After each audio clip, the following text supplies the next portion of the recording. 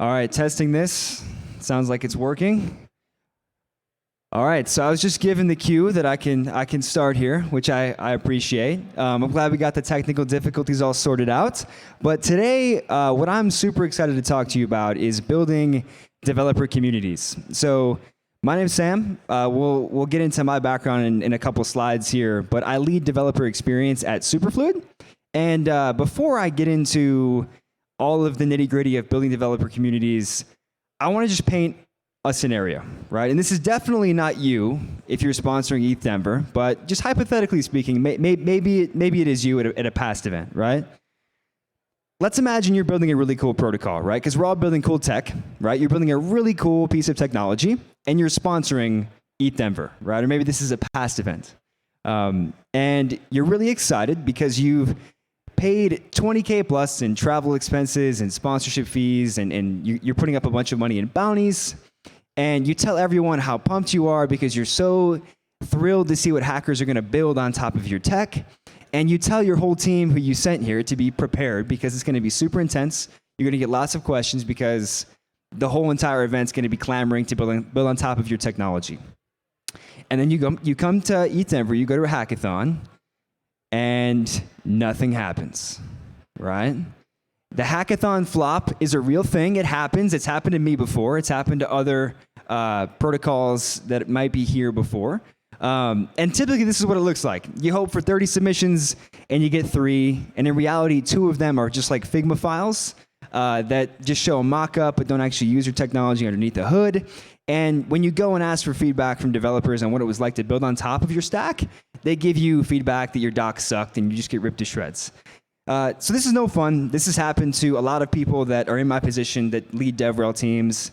And you know, there are ways to mitigate against this. But the lesson here is that it's not enough to build awesome tools, right? We all think that our protocol or our project is the coolest thing ever, right?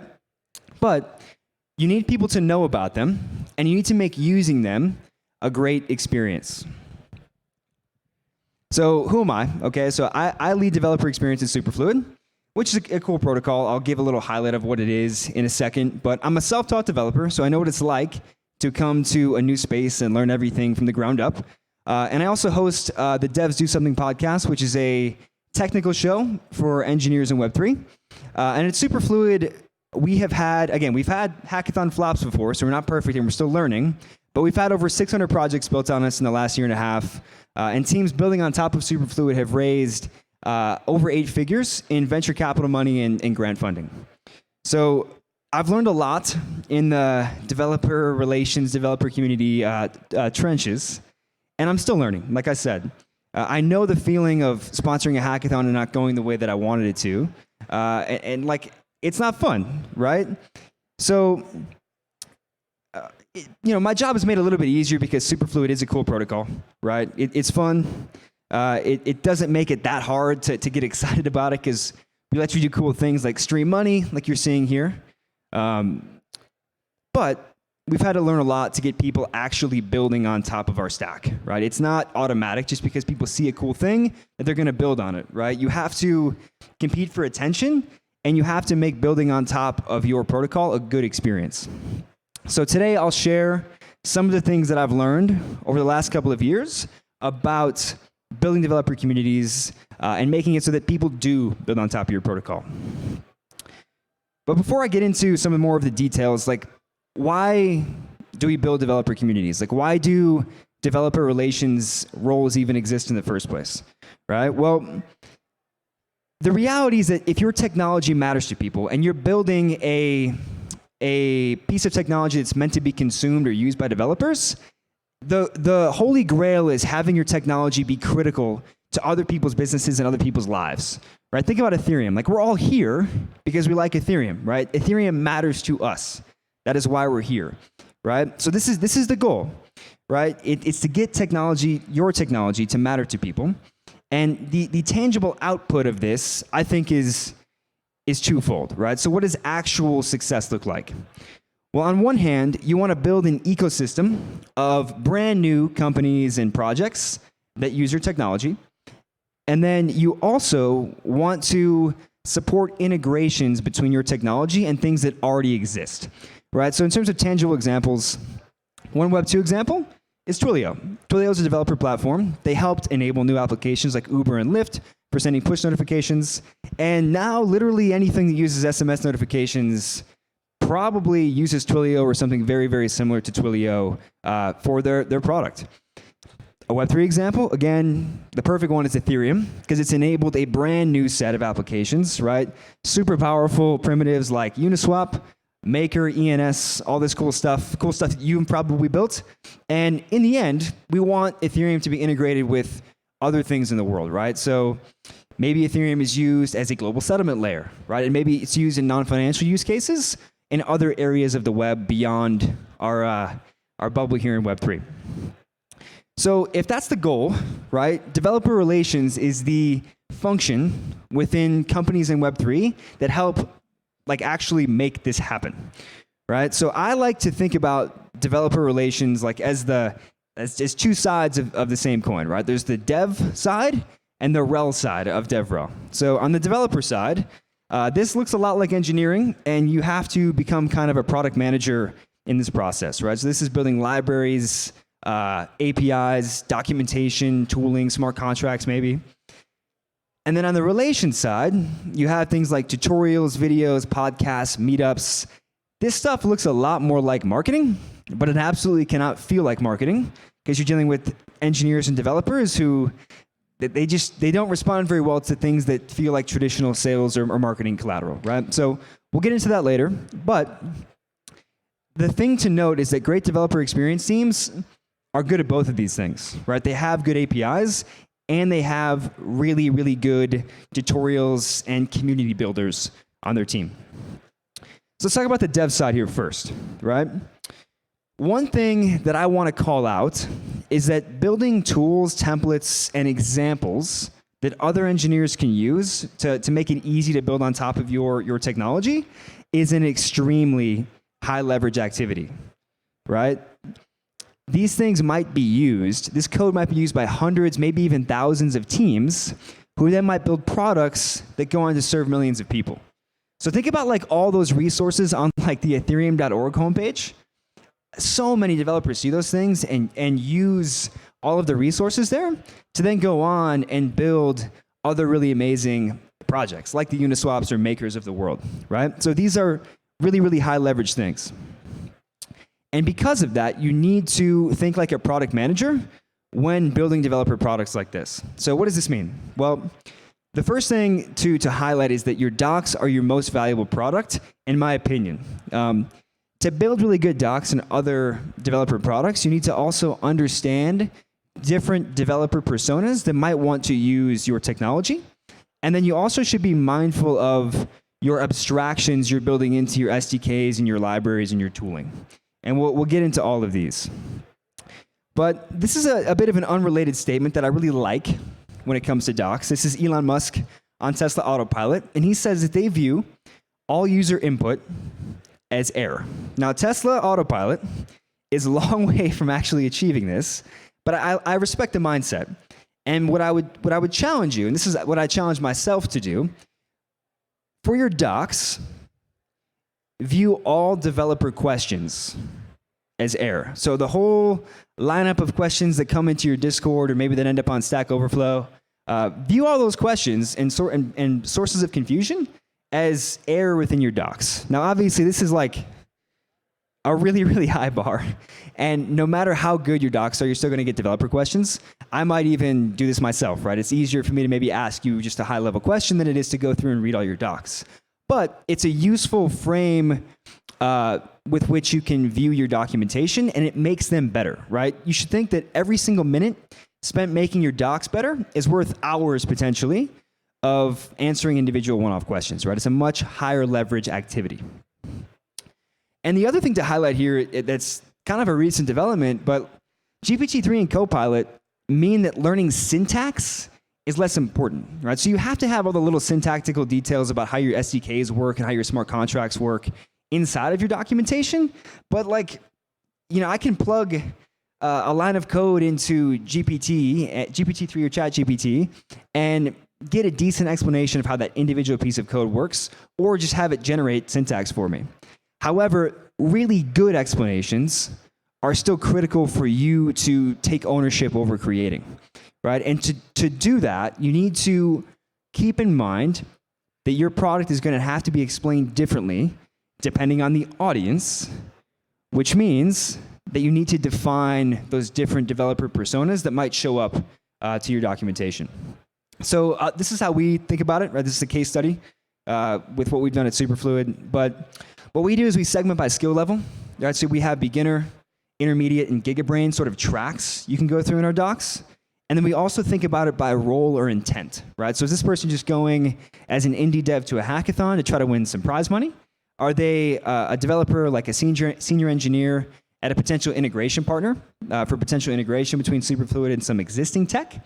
Or are they like a future founder or entrepreneur, right? And we think about these different personas when it comes to our documentation to make sure that each individual one of these journeys is a high quality journey and one that's useful. So some other considerations when it comes to building dev tools and docs is the first one is to be mindful of your abstractions, right? So too little abstractions inside of your APIs or libraries might mean that you lose beginners. If you're trying to, get some beginner to build on top of your technology and you're asking them to like decode or work with bytes and stuff, like it's not probably going to go very well because you're going to lose people. But on the other hand, if you have too many abstractions, so much so that you frustrate intermediate or advanced developers because you try to hide the details too much, you might turn those devs off and stifle innovation by trying to hide how your underlying technology actually works, right? So keep that in mind.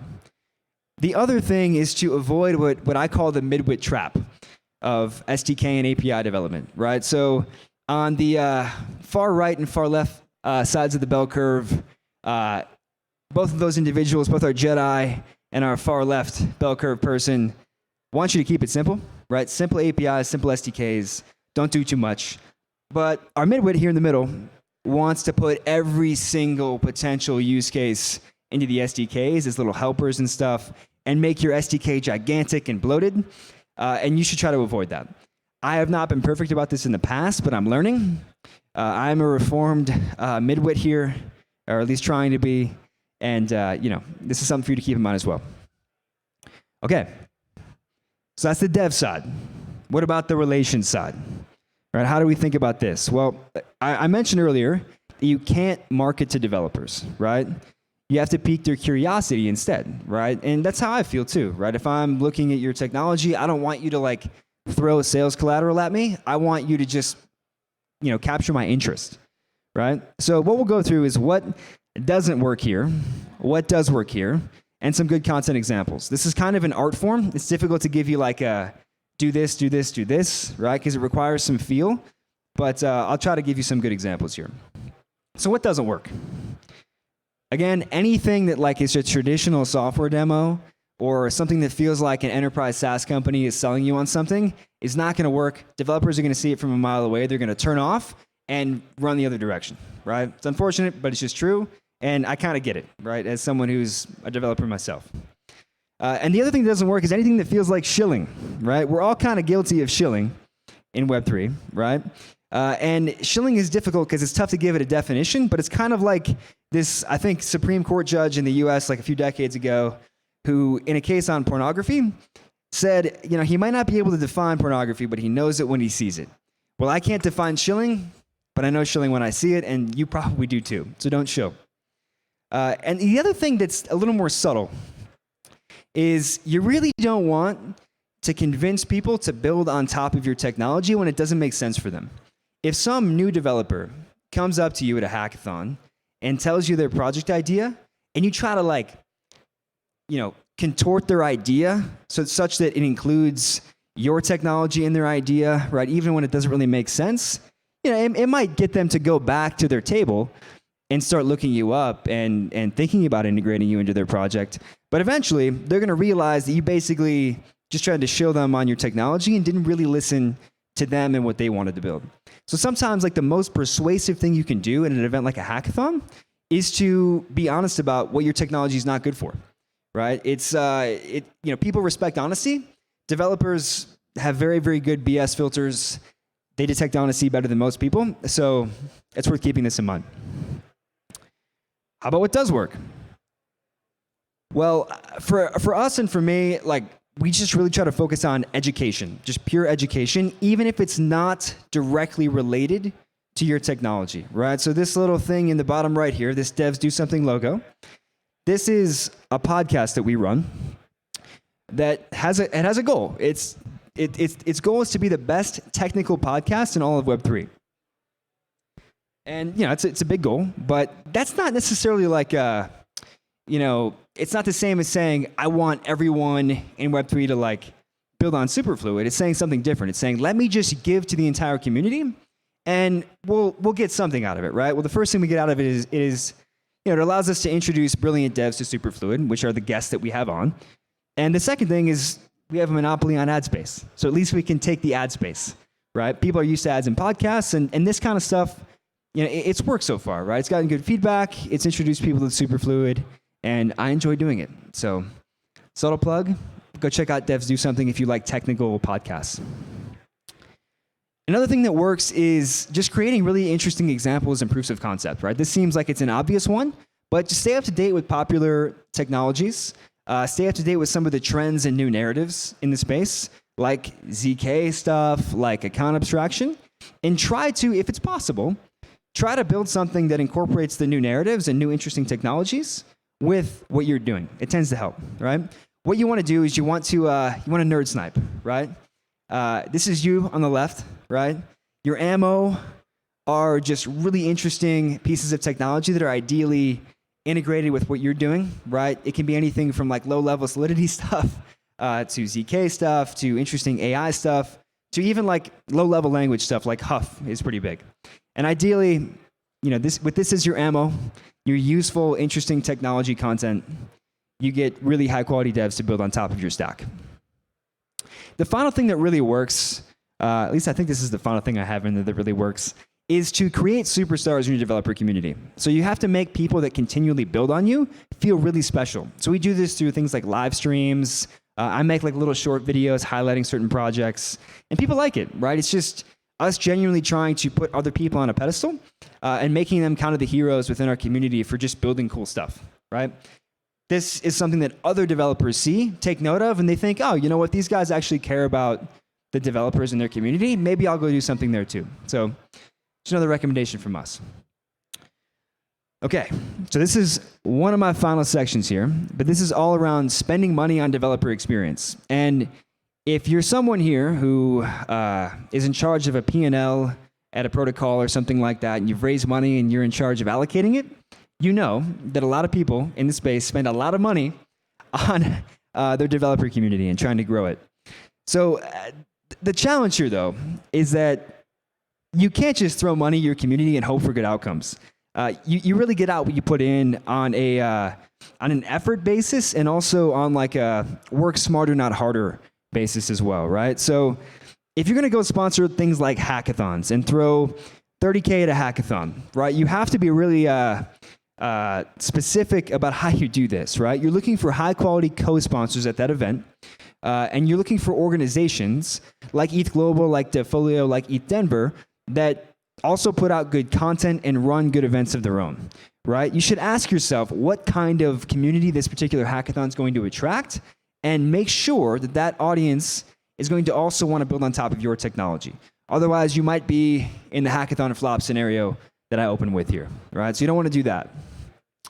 At the hackathon, right, again, if you're going to spend tens of thousands of dollars coming to something like this, you should prepare, right? You should prepare some ideas for people to hack on, right? A common failure mode is everyone gets so excited about the things that, everyone says, the things that I'm most excited for people to build on my technology are the things that I haven't even thought of yet. And that might be true. The coolest things might not even be in your own mind yet, but you have to seed the community with some ideas. It's really, really important to do that.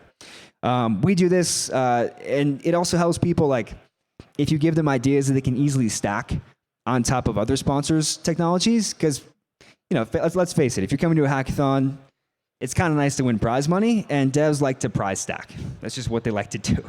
And the final thing, and this goes without being said, this is kind of obvious, but be as friendly as possible to every developer you meet. Like you can make a lasting impression and honestly change the trajectory of people's careers if you just really try to inspire them and make them feel good about what they're doing and their own path. So keep all that in mind.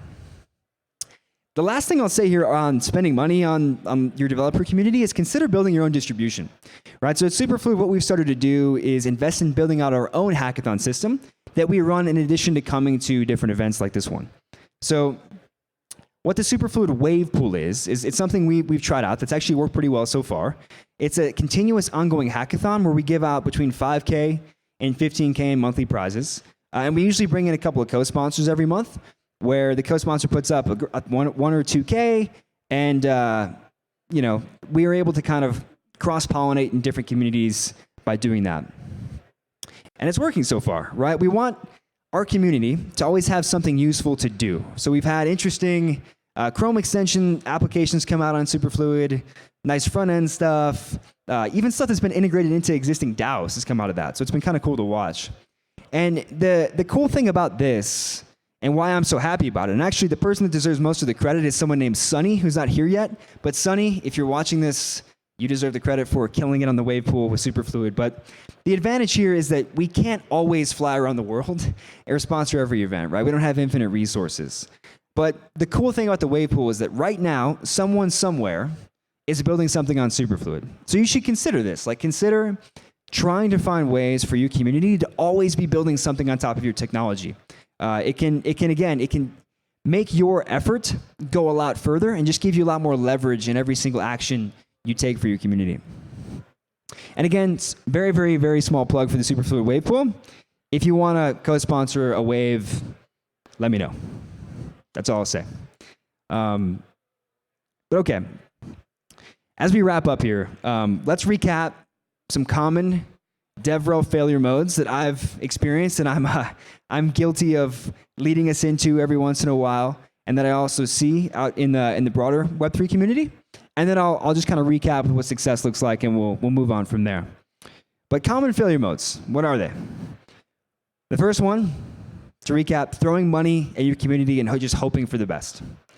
Another one is not seeding your community with ideas and really high quality examples. The third one is not taking a product manager's approach to your developer products. A fourth one is doing too much low leverage work. So like doing things such as only answering all your Discord questions and not fixing your docs. But on the other end, it's not being willing to do low leverage work that's also a failure mode. If you're not willing to be the person that stays up till 2 a.m. at a hackathon, I think you're leaving really good relationships and potential like really loyal community members on the table, right? And you should remember what success looks like. So what does success look like? You want a thriving community of developers who tell their friends, their bosses, their teammates about your product. You want devs who help other devs within your community. You want engineers in your community to build integrations between your product and their own products. And then you also want them to launch brand new businesses and successful projects of their own on top of your stack. So that's all I have for you today. Again, I'm still learning. If you want to go hang out, I'll go stand over there somewhere after this ends, and we can talk shop. But get in touch with me on Twitter at @Flamini5. Hit me up in Discord if you want, if that's your thing. And yeah, I really appreciate you all being here today. Thank you.